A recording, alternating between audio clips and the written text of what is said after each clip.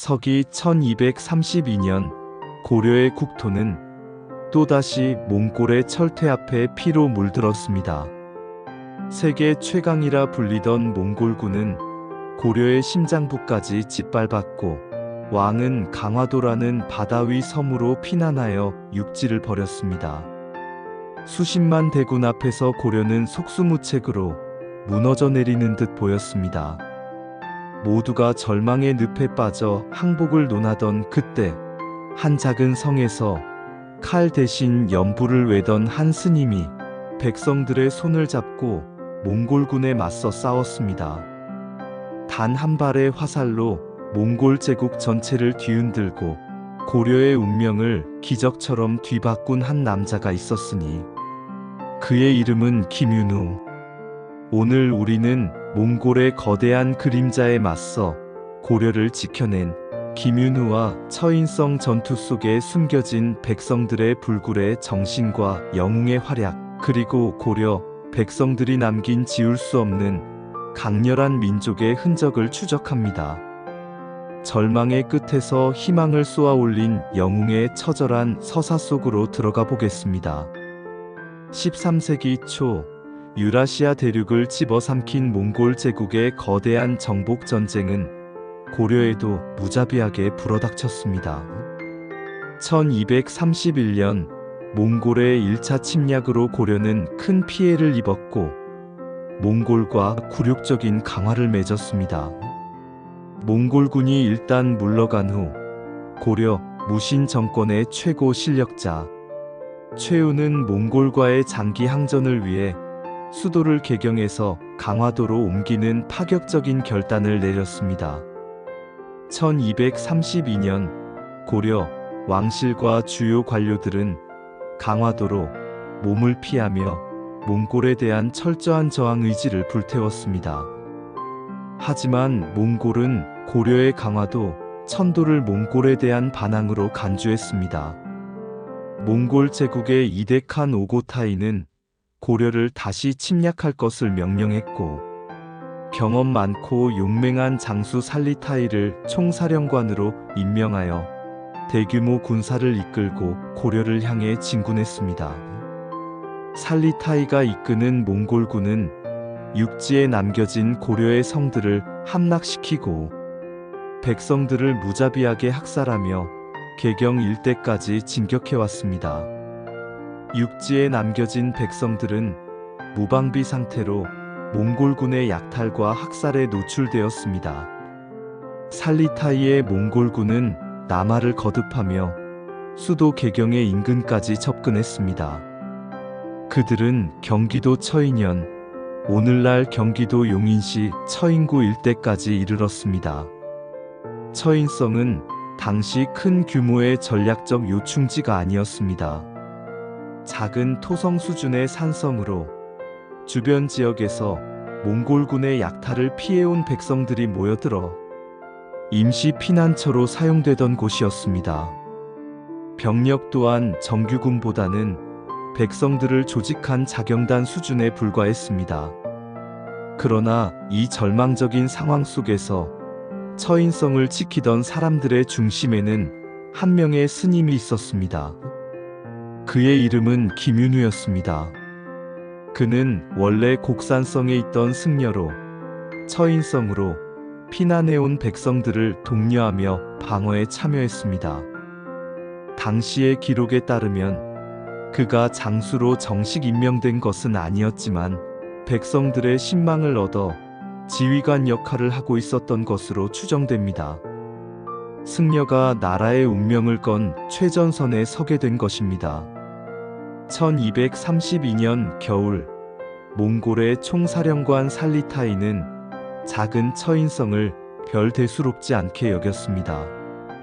개경 근처까지 온 마당에 작은 성 하나쯤은 쉽게 함락시키고 지나갈 수 있다고 생각했던 것입니다. 몽골군의 압도적인 숫자에 비하면 처인성의 수비군은 보잘것없었습니다. 하지만 처인성에 모인 백성들은 자신들의 목숨과 가족을 지키기 위해 필사적으로 몽골군에 맞섰습니다. 승장 김윤우의 지휘 아래 피난민들은 활과 돌을 던지며 끈질기게 항전했습니다. 치열한 공방전이 이어지는 가운데 전세는 처인성 수비군에게 매우 불리했습니다. 몽골군의 파상 공세의 성벽은 위태로웠고 폐색이 짙어지는 듯했습니다. 바로 그 순간 전장에서 일어난 단 하나의 사건이 역사의 흐름을 완전히 바꾸어 놓았습니다. 김윤후가 몽골군 지휘부의 중심에 있던 살리타이를 겨냥해 활시위를 당긴 것입니다. 김윤후의 화살은 정확하게 살리타이의 심장을 관통했습니다. 몽골군의 총사령관 살리타이가 전사한 것입니다. 세계 최강의 몽골군을 이끌던 대장이 고려의 이름 없는 스님의 화살 한 방에 쓰러진 믿을 수 없는 사건이었습니다. 몽골군은 총사령관의 갑작스러운 죽음에 충격과 혼란에 빠졌습니다. 지휘 체계가 마비되고 사기가 땅에 떨어진 몽골군은 더 이상 전투를 지속할 수 없었습니다.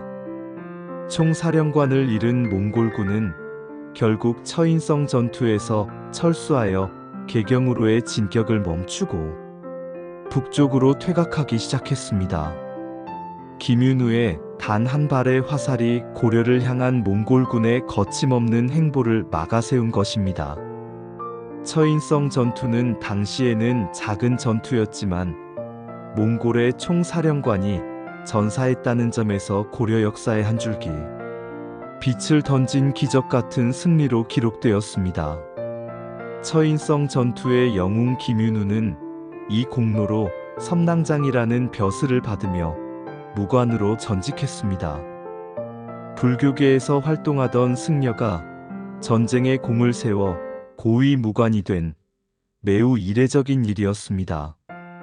이는 처인성 전투와 김윤후의 공적이 얼마나 대단했는지를 보여주는 증거입니다. 이후 김윤후는 몽골과의 전쟁에서 계속 활약했습니다. 1253년 몽골의 5차 침입 때는 충주성 방어전에서 또다시 큰 공을 세워 수사공 우복야라는 더욱 높은 관직에 오르며 고려의 대몽항전 영웅으로서 이름을 떨쳤습니다. 처인성 전투는 단순한 승리 이상의 의미를 가집니다. 모두가 절망에 빠졌던 순간 백성들과 스님이 힘을 합쳐 거둔 이 기적 같은 승리는 몽골군에게도 큰 충격을 주었습니다. 비록 고려 왕실은 강화도에 피난해 있었지만 육지의 백성들은 굴하지 않고 끈질기게 저항할 의지를 가지고 있음을 보여준 상징적인 사건이었습니다. 김윤후의 활약은 고려인들에게 우리도 몽골군을 물리칠 수 있다는 자신감과 희망을 불어넣어 주었습니다. 김윤후와 처인성 전투는 고려 역사에 영원히 지워지지 않는 백성의 승리의 흔적으로 남아있을 것입니다. 몽골이라는 거대한 침략자 앞에서 좌절하지 않고 한 스님과 백성들이 힘을 합쳐 나라의 운명을 바꾼 기적적인 승리.